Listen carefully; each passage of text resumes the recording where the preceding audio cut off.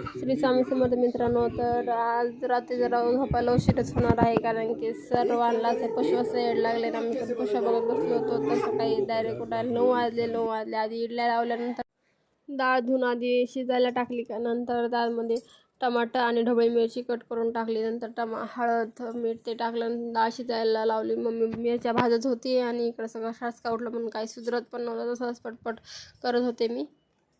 नंतर इडल्या काढल्या दुसरीकडं द्यायला. आता मी डाळीला फोडणी, तर डाळीला फोडणी देताना लसूण राहिला आणि मसाला पण राहिला. मसाला तर एकदम शेवटला टाकला. आज काय माझा स्वयंपाक बरोबर होत नाही बघा. तिकडं फोडणी दिली आणि इकडं तर आणखीन कुकरसुद्धा उघडलं नव्हतं. मग नंतर वाफ घालवली आणि कुकर उघडून घेतलं. नंतर बघा राहिलेला मसाला कसा वरून टाकलाय मी, ते पण लक्षात नव्हतं राहिलं मला टाकायचा. आणि इकडे इडलीचं भांडं लावलेलं होतं दुसरं मी. दुपारी खूप भूक लागली होती.